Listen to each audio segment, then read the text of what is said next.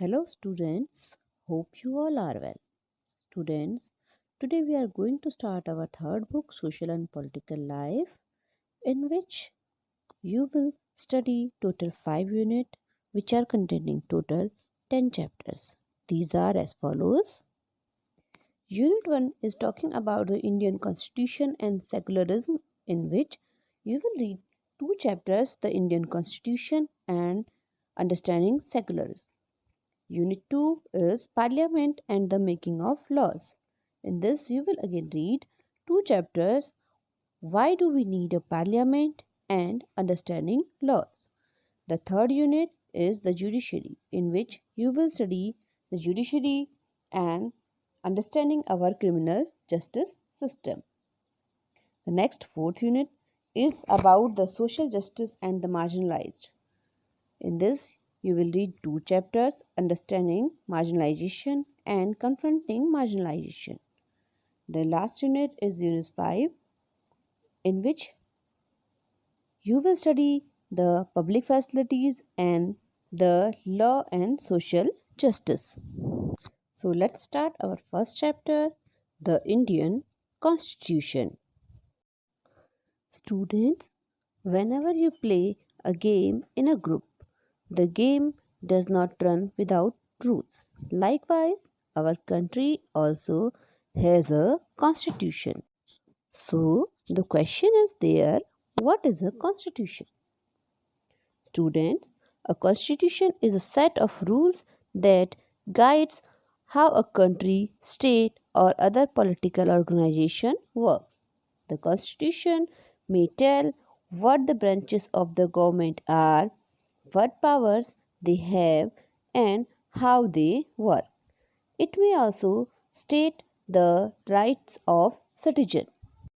Students, in this chapter, we will discuss about the various topics, likewise, why we need a constitution, how the constitution got written, and the key features of the Indian constitution. So let's start our first topic. Why does a country need a constitution?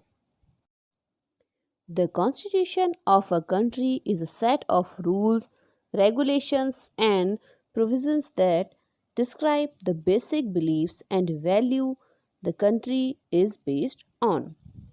It is on these rules, regulations, and provisions that the power and duties of a government are established. Almost every country has a constitution which defines the type of government or political system a country has. The laws that are made in a country must abide by the principles of constitution or follow the spirit of its constitution.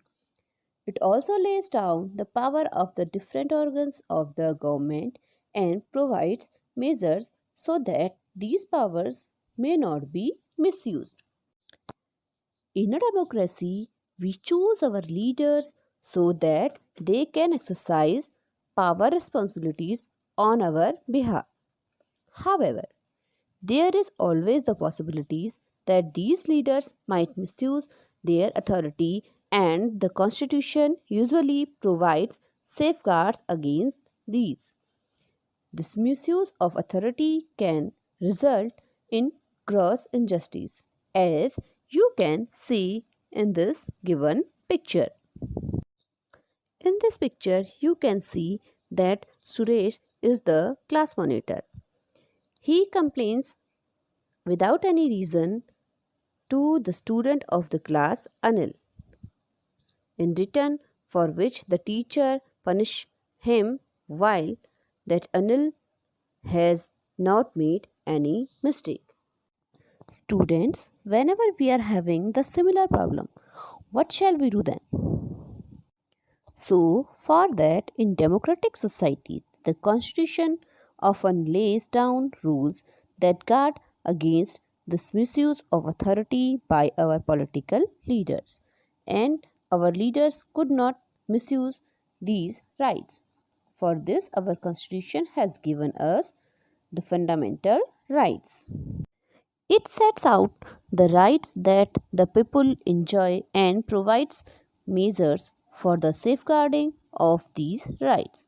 That means it spells out the steps that an individual or group may take if their rights are taken away by others, including the state.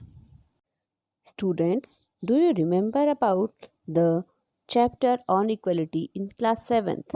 This chapter deals with the problem of discrimination, that how Om Prakash Valmiki faced inequality in his school due to his caste system.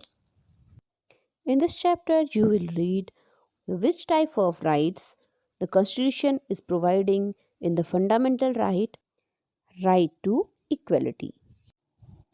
Another important function that a constitution plays in a democracy is to ensure that a dominant group does not use its power against other less powerful people or group, as you can see in this given picture. The constitution usually contains rules that ensure that minorities are not excluded from anything that is routinely available to the majorities. The Constitution helps to protect us against certain decisions that we might take and which may have an adverse effect on the larger principles that the country believes in. Students, from the above discussion, you will understand that the Constitution plays a very important role in democratic societies. Now, let's see our next topic, how the Constitution got written. The Indian Constitution was drafted by a body of 299 people, known as the Constitution Assembly. Its members were elected by the members of the Provincial Legislative Assembly. Dr. Rajendra Prasad, who was later on elected as the first president of Free India, was elected its permanent chairman. It met for first time in New Delhi in December 1946 when India gained independence. The Constituent Assembly served as the first parliament.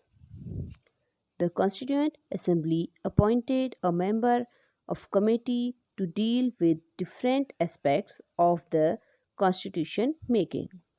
The most important of these committees was the drafting committee. Dr. B.R. Ambedkar was appointed the chairman of the committee. The Constituent Assembly started its discussion on the draft of the Constitution prepared by the Drafting Committee in November 1948 and passed it on 26 November 1949. It took about 3 years, 2 years, 11 months, and 18 days to complete the work of framing the Constitution. The Constitution of India came into force on 26 January 1950. On that day, India became a republic, which is observed as the Republic Day of India. So, students, here you have seen the two topics, why we need a constitution and how the constitution got written. Hope you understood these two topics. In our next video, we will see the key features of the Indian Constitution. So, till then, take care, stay home, be safe, bye bye.